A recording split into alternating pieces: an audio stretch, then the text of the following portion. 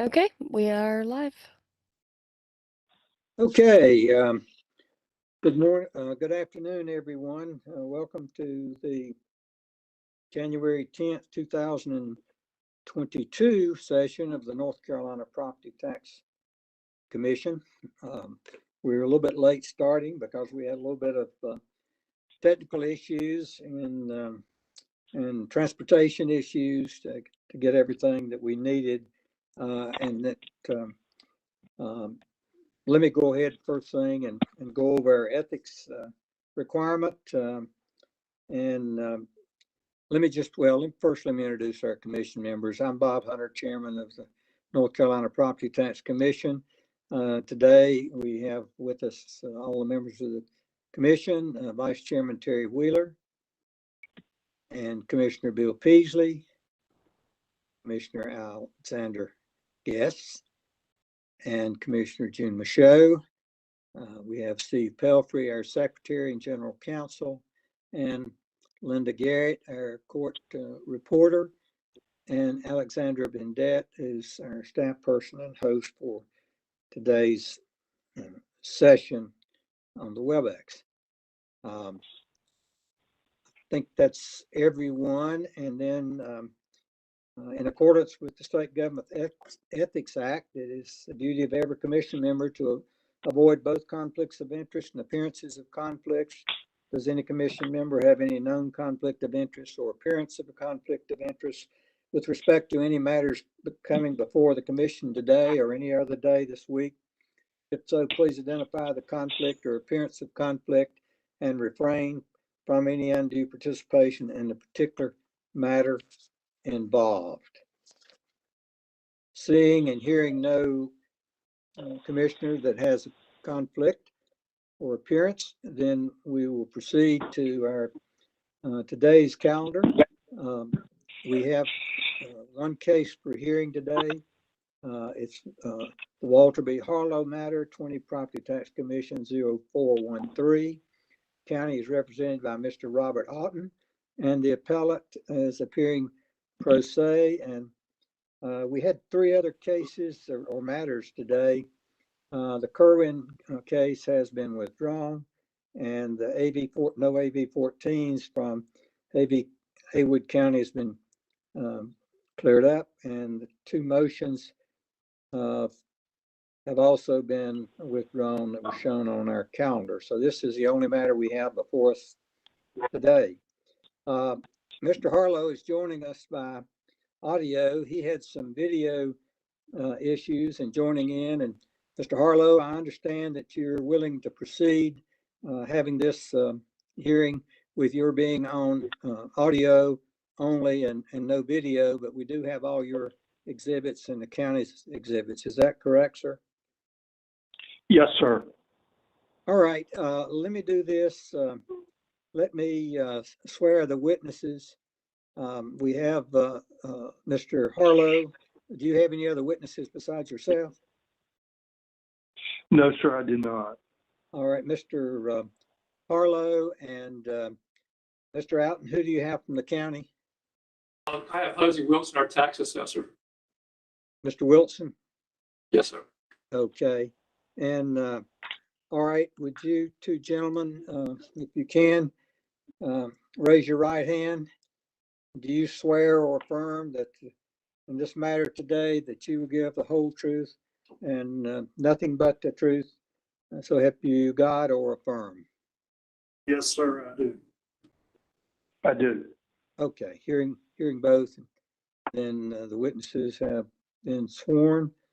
That Mr. Harlow, what we do in these cases, we'll have an opening statement from you and from the county as to what you contend in this matter. And after those brief opening statements, then you'll have a chance to present your actual testimony. Let me point out to you what the standard that we have to operate under and what you're required to prove in order to prevail today. The ad valorem tax assessments are presumed correct. In order to rebut the presumption, the taxpayer must present evidence to show that an arbitrary method of valuation was used or that an illegal method of valuation was used, and that the assessment substantially exceeded the true value in money of the property. And that's based on the North Carolina statutes that we operate under and the court cases from the North Carolina Court of Appeals and the Supreme Court. So that's what we have today, and that's your initial burden. And then if you meet that burden, then we will proceed to the county for them to present evidence to show why they contend that their appraisal is correct. So would you like to give us a brief opening statement as to your contentions? Yes, sir.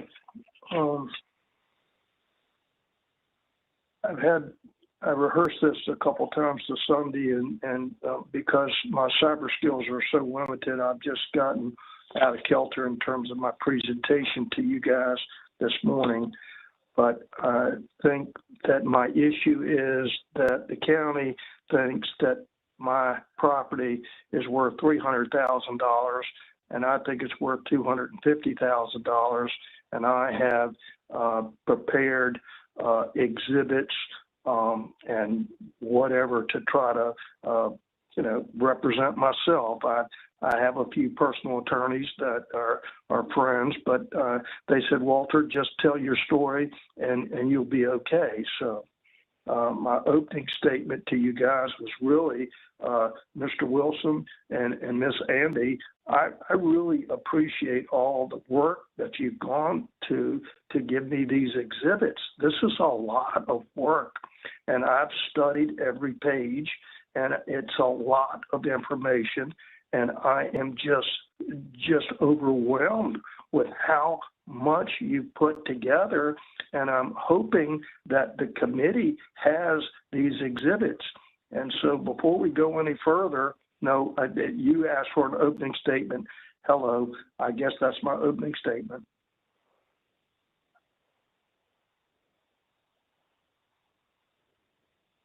You're muted. Thank you. Mr. Harlow, we do have all the exhibits. We have the county's exhibits and your exhibits. So we have all of that before us.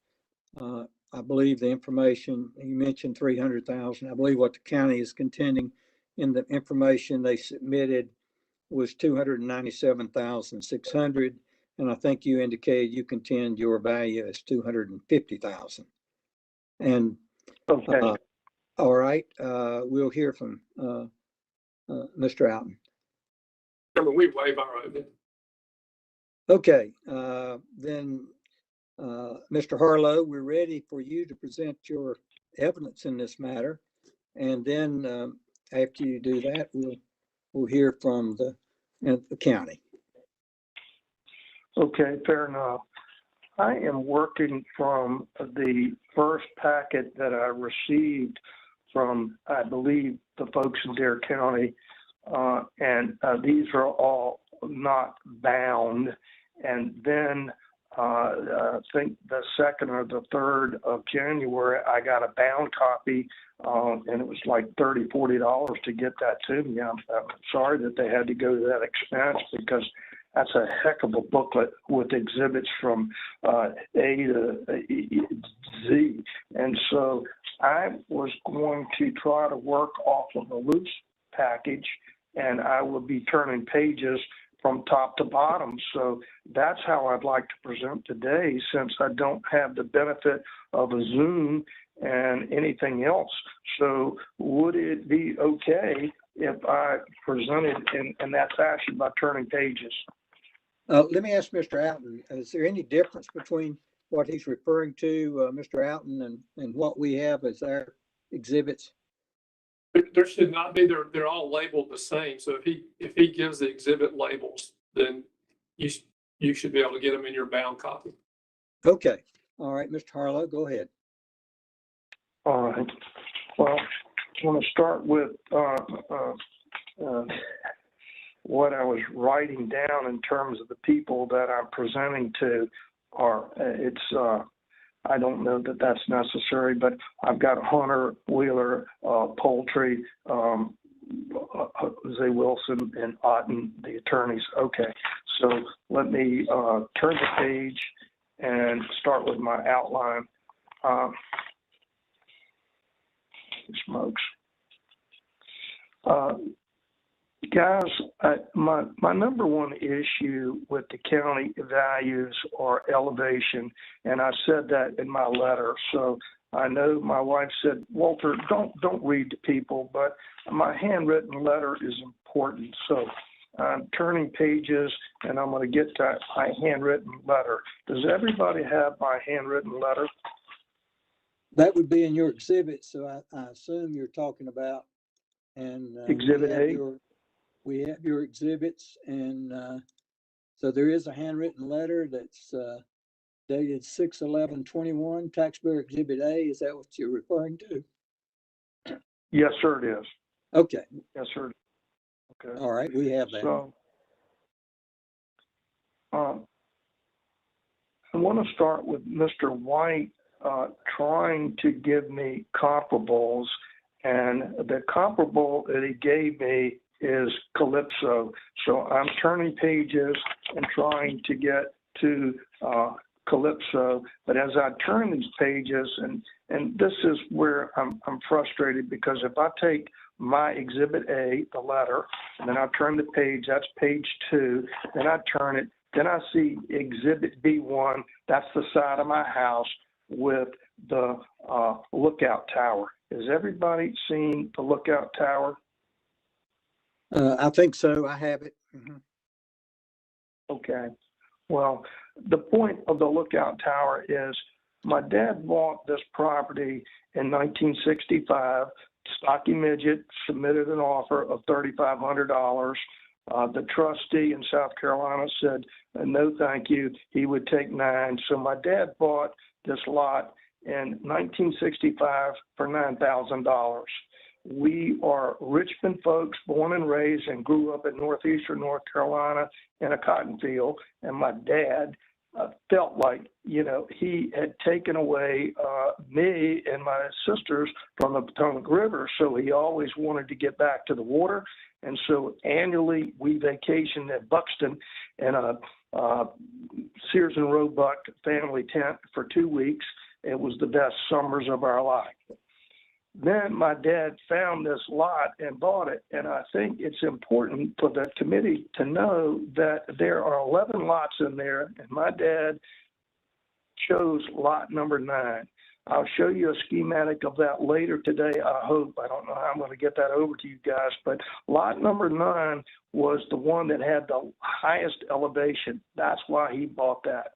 And so my lifelong friends in my wedding, Jimmy Wiggins and I went down with a farm truck and dropped off 40 creosote pilings. They're outlawed now, but we pumped those pilings down, and 7 years later, we actually got that house built. And my dad and I, so help me God, nailed every nail in that building except for the watchtower. A very, very skilled carpenter from the street up the road, Frisco, David Lane, built that watchtower, and he did a nice job. But mine box is the same for the last 50 years. There's no new siding on it. The siding is wooden with plastic on it, and it's held up over the years. And so once upon a time, I had skirting at the bottom, but with the water, it was just mildew under there, so I took the skirting down so it would breathe. I'm turning the page now, and I hope that you guys are seeing Exhibit B, the B2, which is a picture of the creosote piling with the sump pump. Does anybody see that? We have that. Uh-huh. Okay. Well, the point being that that's verifying that I'm on a crawl space. Crawl space is 3 feet above the ground. My dad was a very practical banker for all of his adult life, and he asked the locals, how high have you seen the water? And they told him, and so he built this cottage 3 steps up, and that's where the red and white elevation is, and that's how he came to build it at that level, okay? And so that pump that you're looking at, and behind it, if we'll turn one more page, we'll see this is a homemade sump pump that I've done. And so I dig a hole and I stick that down there and put the pipe, the sump pump in there, and the committee's saying, Walter, what's that got to do with this conversation? I am managing flooding in my cottage. It has flooded 3 times in the 50 years that I've lived in there, and twice for my mom and dad. And so we know that Hurricane Isabel, it cut a new inlet. Hurricane Matthew, I got 11 inches in my cottage. I'm going to get to the Hurricane Matthew right now. If we turn the page, we're going to see my car. Excuse me, that's the Calypso. Can I put the Calypso aside, Mr. Wheeler, for a minute? Yes, Exhibit 4B. just tell us which I'll one you park want it us to aside. Okay, I'm now at Exhibit B5, and I want the committee to look at that and understand what we're dealing with. That is a trailer, a utility trailer filled with firewood. I'm down there on October, for Hurricane Matthew, and I should have no sense being there, but the weatherman said that Matthew was going out to sea and I hadn't finished my work. I stayed, and that was a mistake. My house shaked, but the foundation never moved, and the water came in 11 inches. If you guys would be able to see that utility trailer directly behind it, I'm going to say at 12:30, 1 o'clock, you'll see a car. That's my 2000 Volvo. That is the XC90, the largest Volvo made. And you see the water is over the hood, and does everybody see the windshield? I think that we can see it. That's a car. That's a car, guys. And you know what? I'm stranded on the island for 7 days. I got nowhere to go, and they want to come see if the car is salvageable. I knew it was toast, and all my firewood washed away. And my neighbor took the picture of that and sent it to me, and he said, Harlow, I know you got your feet wet. I said, yeah, I did, Doug. I got 11 inches in the cottage. That's the highest the water's ever been in my cottage in 50 years, is right there at that level. And ladies and gentlemen, here's the point. This is a salt box 2-bedroom that my dad and I built, and we go down there and we enjoy it. Ceiling fans and wood stoves. My dad was pretty smart on building this with what I call a Pizza Hut roof. The overhangs were over 3 feet so that when it does rain, we can close the windows at the bottom and raise them at the top, turn the ceiling fans on, and be able to enjoy the summer cottage because there was no AC. And by the way, that load of wood down there is my only way of heating the place. So it's a 2-bedroom salt box. And I'm flattered that you guys think it's worth, $100,000, but I think 50 is a reasonable price. So now with that exhibit, I want to go back to the Calypso, and this is what Mr. White was sharing with me. He said, Walter, your place is similar to Exhibit 4B. That Calypso is $1,600 weekly rent. $900 a week out of season, washer, dryer, cable, internet, Wi-Fi, heating, air. And you know what, guys? It's 10 feet above sea level. And this is what I kept saying to Mr. White. I said, listen, you're not listening to me. I built this thing 50 years ago, and you don't have a comparable. You do not have a beach cottage on the water that's on the ground. And he said, well, let me see what I can come up with. And he's continued to send exhibits. And I have to respectfully say to the committee, you can look through that entire booklet and you will not find anything on the ground. Everything is elevated 8 to 10 feet. What's that got to do with my argument? I tell you what, I'd rather call it a challenge. My homeowner is Andy Bauer, homeowner insurance guy. And he said to me, Walter, you know what? if you want to insure this house, because you're going to get flooded again, he said, you need to get an elevation certificate for $300 and you need to raise it and then we can insure it. But if you don't raise it, we can't insure it. And then in my first appeal to the board, one of the members said, well, you know, it's going to be hard for you to sell your house if somebody doesn't pay cash. They've got to get a loan, and to get a loan, you have to raise it. And guess what? The cost to raise my house is $70,000.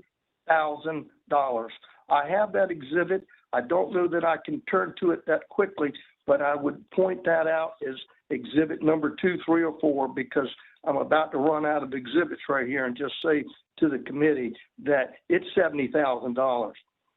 I believe that Mr. Wilson had sent me 16 permits in the big booklet, and we could turn the pages, but you know, I might get lost in going backwards. But if we go to the very end of his proposal, he's showing, you know, I wrote down the number of permits. Bear with me. I'll go back to my first page. He said that there were 22 permits, and the total cost was $1.1 million. That averaged to $53,000. Well, guess what, guys? Everybody in Hatteras Village is raising their house. I get it. They live there. Hey, if they want to stay there, they've got to raise the house. The rumor was that the state was offering $30,000. Well, you know what? $30,000 will raise my house, but that's it. It will not connect the sewage and the electrical. Okay, and it will, and then I've got to raise the decks. It's just, it's an expense to raise my cottage. And you know what? I'm not going to raise the cottage, because if I raise the cottage, there goes my wood stove. You know what? I've got to go to a new heating and cooling system altogether to raise that cottage. I'm retired, guys. I don't have $70,000 to raise the cottage. It will take away the enjoyment of the place for 50 years. I just can't do it. So I know I'm crying the blues here, but $70,000 is a real number, and I've got that exhibit, and I'm sure the committee can look at it later. But I want to kind of wrap things up here now by going to the other exhibits that were presented to me. And I beg your forgiveness for not turning to it right now, but these other 3 exhibits, every single one of them are 8 and 10 feet above ground.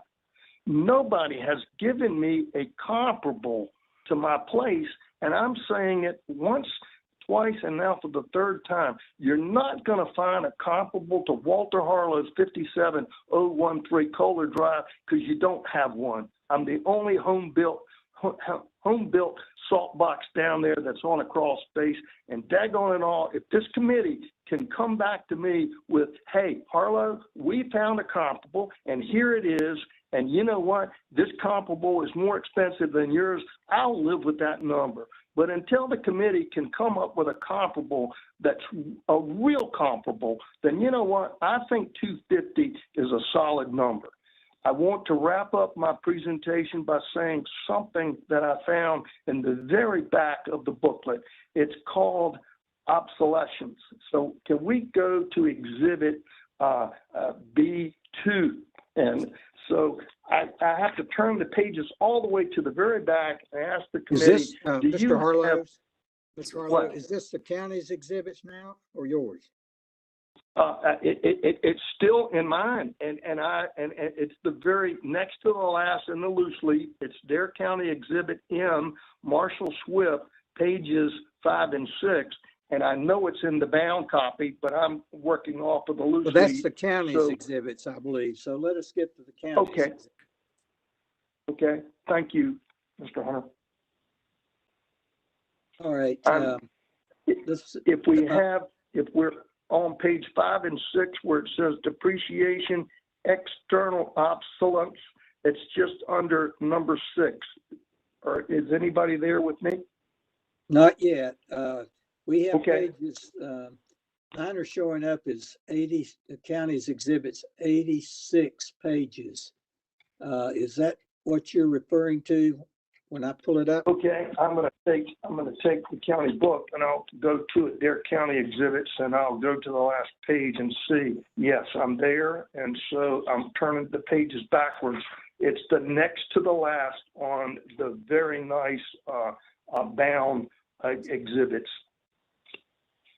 All right, Mr. Alton, can you help us, in your exhibits is? Yes, sir. He's looking at Exhibit M, which is the last one. And if you look down at the very bottom of Exhibit M, there are pages E1, E2.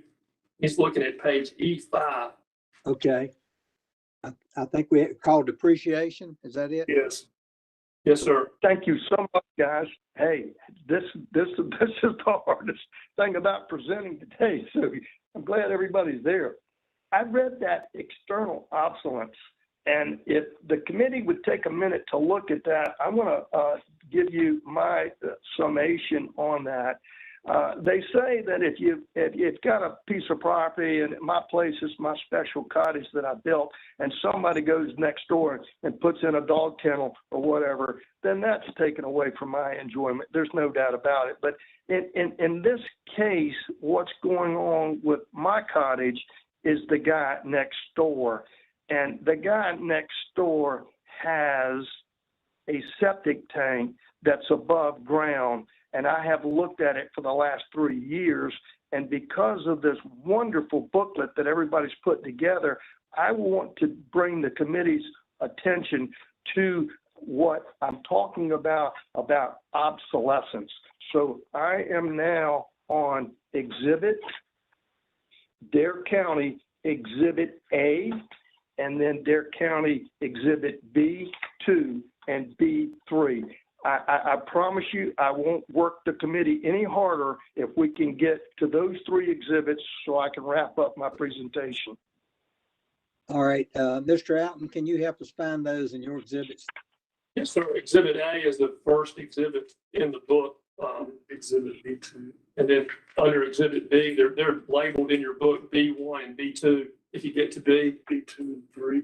Okay, these are B1, photographs. B2, and B3. These are photographs. Yes, Yes, sir. Aerial photographs, All aerial. right. I think we have those, Mr. Harlow. Okay, the big red, whatever you call it, rectangle is me. And to the north of that is the newest property owner there. I am amazed that when I see it with the naked eye, that a third of his property is a septic tank. So if we turn the page, then they show the whole layout of Sandy Bay Sound. That's no important to me, but we turn the page and now we go to B2, the aerial image. If everybody would look at B2, here's what you're going to see. You're going to see my neighbor's house, which is now at the bottom. And do you see the septic tank? You'll say, well, I'm not sure that I see a septic tank. And I'm saying, well, turn the page to B3 and it'll bite you like a rattlesnake. That entire front yard of my neighbor is, from left to right, a solid cement septic tank on top of the ground. Directly off of that, coming towards my house, is a PVC pipe. And as you get across, then you see a tank there, and the tank is for the peat.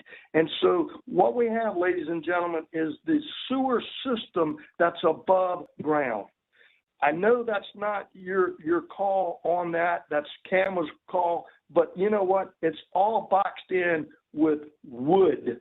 And the wood on the flood lifted it up, and the whole septic system floated over to my house. If it wasn't for the tree there in between me and Mr. Clark, then that septic tank would have been right on top of my Volvo, the one that I showed you in that flooding. So that flood took the whole septic system and moved it over to me. And he spent $10,000 to reposition it. And for the last 3 years, it's been there. It is an eyesore, ladies and gentlemen, and I suggest to you that in the obsolescence that Mr. Marshall Swift is saying, I'm putting that into my contention right now. I went about this thing with elevation, elevation, elevation, and now I want to add to it obsolescence, because daggone it all, nobody has planted a bush there. It's ugly, it's unsightly, and I have to get off my high horse here, but daggone it all, he's just destroyed 50 years, my favorite special place. I got friends that come in there and they look at that and they say, Walter, what are they doing? I said, that's what the problem is. They're not doing anything. And if you look out there at his dock, you can't see this from the aerial, but there are 2 jet skis and they're leaning against his lift. Those jet skis were given to him. He's from New Jersey. He doesn't come down often. And Mr. Clark has 2 teenage boys. And you know what? He's been wanting to put those jet skis in the ground and use them. But for 3 years, I've had to look at them. So I'm saying the obsolescence of the nastiness of that septic tank is what I want to put on the committee's table right now, in addition to elevation, elevation, elevation. Guys, my time is up and my throat hurts, so I'm going to be quiet and listen. Okay, then it'll be up to the county now to examine you, Mr. Harlow. So, Mr. Alton. First, Mr. Chairman, thank you. We make a motion to dismiss. As you know, the tax Are you not assessment. going to, let me ask you, are you not going to ask examine Don't have any Mr. questions for him? No, sir. No questions. Okay, all right. So let's see if the commissioner has some questions. I have one. Mr. Harlow, you contended that the value of your property is $250,000. The county has it broken down to real, to your building, your house, and then your yard and your lot, I guess it is, to come up with the $297,600. How did you allocate the $250,000 if you did?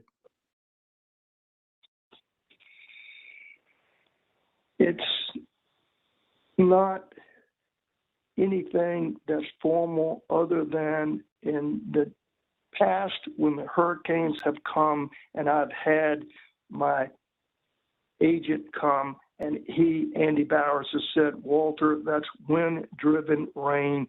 And you know what? I'm so sorry, but you'll just have to clean it up. I said, okay, Andy, fine. So what's going on here? We have on that cottage a Farm Bureau homeowner policy that would prevent you in personal injuries. And if the building is struck by lightning and burns down, they would give me $50,000 for the building. So that's what I was insuring, not $150,000, but $50,000 for the building, and the typical personal injury, which is 5, 10, 50,000, whatever the personal injury rules and regs are in North Carolina. That's my homeowner policy, not flood insurance, just a homeowner policy. So when you say, where did I come up with the $50,000? I tell you what, 10 years ago when I approached you guys in Dare County and I lost my argument, it's because they told me, Walter, your dirt is 200, buddy. Your building was 43, and now we moved you up to 53. You know, what's your problem? And I went, oh, I'm so apologizing because I was stupid. I didn't know that of the 250, that 200 was for the dirt. And you can't argue dirt, and I'm not arguing it today. So what I am arguing is that $50,000 house, you know what? It's got obsolescence to it because everything is the same that it was. I haven't put new skin on the building. Nothing's been updated. You guys need to understand that my neighbors, I've got 8 neighbors there, and those houses have turned over 3 times. Every single house is sold 3 times, and every time it sells, you know what you guys get? You get a recording on the deed. You know that the $300,000 house now sold for 400,000. You know that the original 100 is now 200. Everything's been sold. There's never been a lien on my cottage at all. $9,000 is the only official number that anybody has on that, and I have it because I have the deed here in my possession showing that that's what my dad paid for it. And everything else came out of our pocket. It was built out of a pickup truck, 7 years. So I'm not going to take you back down that alley. But when you ask me, how did I come up with a number? I'm telling you, $50,000 is plenty for that 2-bedroom salt box on a crawl space. That's where my opinion is. I'm a retired insurance agent. You know what? I'm not in the real estate business. Dan Johnson is, my neighbor down there. His is $600,000, but that's his career. That's what he does.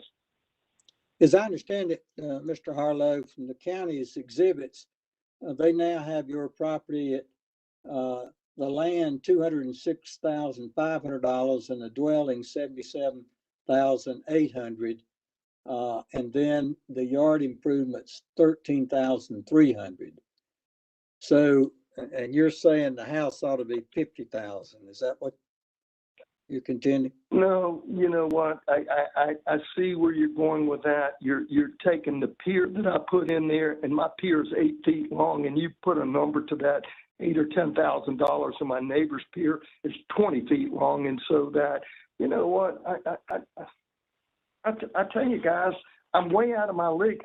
I don't know how you come up with your algorithms and your numbers and your valuations. I don't. I see it as a simple thing. Whatever number it is, I have to accept it, and I pay my taxes on that. Do you know that I haul my trash in and out? I don't have the city pick up my trash at the end of the lane. I contribute to the community building and the fire and the rescue and all of that. I am a good tenant. I'm a good landlord there. I contribute to the economic of Hatteras Village, but I don't rent my place out. And daggone it all, if the real estate tax continues to go up, I'll have to join the renting club, and I don't want to do that.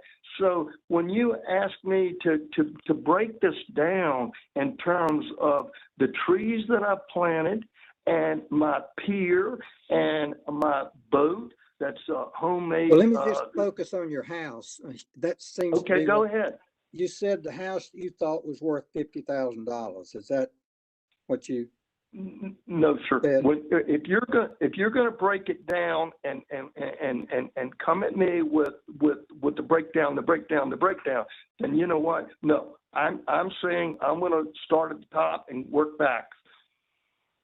$250,000, $200 for the dirt, $50,000 for the building, and now you're asking me, no. We've got to work it on your basis because of the incidentals and the way you do it. I didn't study that, and I'm not prepared to respond to that. Okay. Other questions from commissioners? I don't see any. So, Mr. Harlow, you're entitled to present. The county did not elect to ask you any questions. And I have one question if I'm not out of order. Okay. Go ahead with that. Mr. Harlow, you put on some evidence about Hurricane Matthew. Just Hurricane Matthew occurred in 2016. Is that right? Yes, sir. Okay. That's the only question that I have, Mr. Chairman. Okay. So, Mr. Harlow. And then Dorian came in with 7 inches of water. Matthew gave me 11 inches. I've got marks inside the cottage and how high it is. When was Dorian? Hurricane Dorian. That was 2019. Okay. All right. Mr. Harlow, the county is elected not to ask you any more questions except for that one on cross-examination. So you have a chance to present any rebuttal evidence that you'd like, and then the county has indicated they wanted to make a motion to dismiss, I believe. So you're entitled to any rebuttal evidence that you'd like, Mr. Harlow. I'm so sorry. I don't understand the question about a rebuttal. Well, additional testimony. How about that? if you have anything that you'd like to add at this time, that would be the time to present it. Okay. Well, I'm trying to take a deep breath and try to get away from the anger. You guys have been really patient, so let me tell you my story. Let's see. I talked about the elevation, so we've done that. I've done the obsolescence as it relates to the cesspool beside me, or the whatever we call it, I'm losing my words now, the septic system next door. And then the comparables, I just don't think the county has presented comparables to me, to my satisfaction. And so if they're not trying to rebut that, then I don't think we're at a stalemate here. But you know, you have to recognize that if I went through this booklet that they put together and you ask for a rebuttal, there's 3 comparables that they've done, and we didn't look at those 3 comparables, but maybe it's worthwhile for me to do it now. I'm finding one of them right now. It's on K1. So can everybody turn to Exhibit K? Because this is a wonderful booklet that a lot of time and energy went into that. And look at that beautiful building. And that's, quote, a comparable. Well, guys, I see how comparable it is. It's 10 feet above the ground. And so that's page 2 of 3. Is everybody with me on Exhibit K? I'm looking for it. That's in the county's Okay, exhibits, I believe. take your time. Can you help Mr. Alton where that Yes, is? sir. It is the tabbed Exhibit K in that booklet that you have. How far back is it? About halfway, maybe 3/4. Okay. Sounds 3/4. That's it. That's a good one. Sounds like it's back in the, I'm on page 46. It's about page 56, Mr. Chairman. Okay. 55, 56. I'm still, is it aerial photos? No, it's No, sir. an elevation. This is the bound book with the clear cover on the front. It's just a wonderful booklet. I'm telling you right now. Mr. Marlowe, just a second. Let me see if I can get Mr. Alton to help me, because he's got Okay. basically the same thing that we have. And is this some of your comps with the pictures, Mr. Alton, and then the tax cards? It is a tax record card. It's labeled as Exhibit K1. I don't see any exhibits on what I'm looking at on the K, and that's what's, It's after the comparable sales Okay. analysis. Exhibit K is the comparable sales analysis, That's J. I see Sorry. J. It's right after J. right after J. It's the property record cards for those 3. Well, I see the 3 comps. Is that what you're referring to now? That's still Yes, in sir. J. I'm still in J. Okay. Go to K. Go to K. I'm looking for a Says J. page 56, Commissioner 56. Guest. Let's see, 56. Okay, this is Commissioner Guess. Dare County Exhibit K1 starts on page 50. And then it's identified as J. Hold on. The owner is Wilkerson R. Stevens, is what I'm looking at. And then that goes for multiple pages. Mhm. Okay, I see Exhibit L, so it's got to be before then. JKL. All right, I think I'm in there then.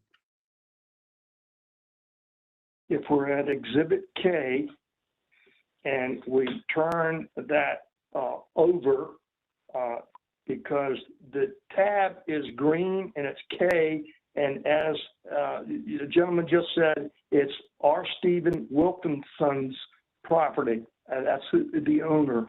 And if you have that in front of you, then that's page 1 of 3. Now I can go to my rebuttal. You turn the page over, I and see there's a K3. photo of Yeah. Do you see the photo of the cottage? A3, yes. Okay. Brand new construction, that looks like to me, brand new wood, cedar siding, beautiful building. And that's what they're showing as a comparable to mine. I'm going, wow, I don't know the location. I don't know if it's waterfront or whatever, but I would say, as I've said again and again and again, it's 10 feet above the ground. So that's one exhibit there. Turn the page with me, please. And now we'll go to the second exhibit, and that would be Brian Clark. That's my next door neighbor. And this is page 1 of 3. I'm looking at Brian Clark's, and I turn the page, and then when I turn the page, I see a photo of his building. Do you see that, Mr. Hunter? Yes. Okay, and that's the one, and he has that sand fence in front of it. That's the fence that goes around the septic tank that is blown away. But again, that's a comparable because it's next door to mine, same waterfront. But guess what? That's 10 feet above the ground. So turn the page, and we'll go to the third exhibit or comparable, and that would be Settle and Son, Pamlico Road. And guess what? Here's a beautiful building. It's nice. It's gorgeous. And I see it. And I know the committee sees what I see. It's 10 feet above the ground. Bottom line, guys, there is no comparable that the county has presented that is on a crawl space. And you know, I'm sorry to hang my hat on that, but when I got wind that it was going to cost me $70,000 to raise my house, I went, you know what, y'all are not taking that into consideration in the assessment of my house. And maybe, like my son says, hey, Dad, I don't get it. If they raise your house, how does that change the value? I'll tell you how it changes the value, because nobody can buy it if they can't get it insured. They can't insure it unless they raise it, and that's a $70,000 expense. And I did not give that exhibit to you guys because it's in there for everybody's eyeballs to see, but it's exhibit D like David, and that comes from Meakin Construction. And he's raised more cottages in Hatteras Village than anybody else. And so did anybody have a problem with me saying that it cost $70,000 to raise my house? All right. Anything else? No. I'm sorry. I did get loose lipped there, but I was contending again in my summary that the comparables all lack what do you call it? Crawl space. All right. Mr. Alton, anything, questions from you? No, sir. Questions from commissioners of Mr. Harlow? All right, Mr. Alton, here from the county. Yes, sir. Again, we make a motion to dismiss. As you know, the ad valorem tax assessment is presumptively correct, and the burden's upon Mr. Harlow to rebut that presumption. He's got to have competent and material and substantial evidence to show that the county used an arbitrary method of evaluation or an illegal method of evaluation. And if he can show either of those, then he's got to show that it substantially exceeded the true value. He hasn't done that. He hasn't had any appraisal. He's had no testimony from an appraiser. He doesn't have any evidence of value using the uniform standards. He's not provided any evidence that the county deviated from the uniform standards, and he's not provided any evidence that the county deviated or violated its schedule of values. When you questioned him, Mr. Chairman, you asked him how did he come up with the money, with the value. He said he didn't know. He wasn't an expert on that. It just what he thought was reasonable. He couldn't break it down into the constituent elements and wouldn't break it down. He didn't know how to come up with it. He tried to back into it through his insurance coverage, but when questioned by you, he backed off of that. And so he has really nothing to substantiate any value on any of the things that he said. We're looking at a 2020 value. He's looking at hurricanes and things that occurred in 19 and 16 as an impact on the 2020 value.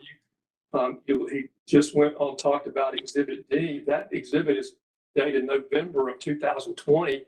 We're looking at values on January 1st of 2020. So none of that goes to any of the things that we have to use to determine the values. And he's shown you nothing to rebut anything that the county did to do that. And with that said, he has not met his burden, and the case must be dismissed. All right, Mr. Harlow, you have a chance to respond to the county's motion to dismiss based upon your failure to meet the burden that I read to you earlier.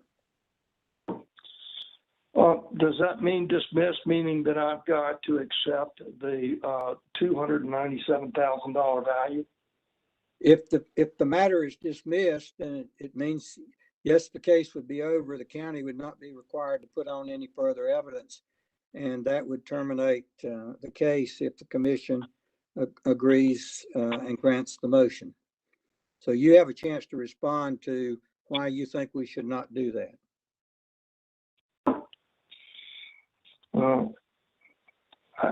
I think Mr. Otten is good at what he does. He's a county manager, he's an attorney, and maybe I should have brought an attorney to my meeting, but you know, I don't have the skill set to challenge anything. I really don't. And I hear what Mr. Otten says, that as it relates to the cover letter, that these are fair and argue, what was that term that they used? I highlighted it. Let me get to that real quick, because I know my time is running out. Y'all get 45 minutes, but it said in the cover letter that the county assessed is neither arbitrary or illegal, and it doesn't exceed the true value. And that's what Mr. Otten is saying. It's neither arbitrary or illegal. It's just the value that they want to put on there. And you're asking me to challenge that and prove it otherwise. And I'm saying to you, if I'm understanding how they come up with values, they're doing comparables. And I would say to Mr. Otten, hey, buddy, where's the comparable? Show me a piece of property that's comparable to mine. And that's all I want is show me a comparable. Is that unreasonable? All right. Anything else in your arguments against the county's motion that they've made to dismiss? No, just the comparables. That's all. I've said that all along. Comparables that are elevated, that are comparable to mine. And if Mr. Otten, I hope I'm being crystal clear with what I'm saying. And if I'm arguing something that's not arguable, then please tell me so I can let this anger go, because that's what I'm angered about, is that your comparables are not comparable. All right. Anything else from commissioners? Okay, we'll take a recess and we will be back as soon as we've had a chance to deliberate on this matter. And when we reach a decision, we will be back as to the county's motion to dismiss. All right. Ms. Bendette, can you put us in? Mr. Harlow, can you hear us? Yes, sir. Yes, sir. Okay. All right. The commission has deliberated on the county's motion to dismiss and for failure to meet the taxpayers' appellate's burden. And the commission voted 4-1 to grant the county's motion, the chairman having voted nay. Mr. Harlow, we appreciate your presentation today.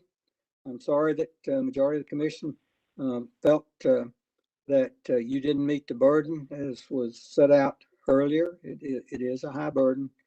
And so we're sorry that you weren't able to get in on the video. However, we were able to see and find all of your exhibits and the things that you pointed out in the county's exhibits. And so we appreciate your presentation today. If there's nothing further to come before the commission, then we will be adjourned till tomorrow morning at 9 o'clock. Mr. Harlow, you'll be getting a written opinion probably within about 60 days, and it will set out the decision of the commission and and your rights to appeal if should you show desire. Okay? Thank y'all very much. I thank Thank you. I thank everybody for the opportunity to present, and yeah, I'll live with your decision. I hope everybody has a safe year, and we'll get through this pandemic and try to get back to the Outer Banks and enjoy the beach. So you guys Well, we be always safe. And enjoy getting down there, so that's for sure. And we hope that won't have any of those hurricanes or northeastern or whatever comes through there that will flood your house again. So thank y'all. it's and- going to happen. I drilled holes every 16 inches on center to 3-inch holes, and so I let the water drain out, and that's how I clean myself up. So thank you guys so very much for giving me the opportunity to challenge, and and I respect your decision, and I'll live with it. So you guys have a wonderful year. All right. Thank you, sir. Bye-bye. Bye bye. See y'all tomorrow.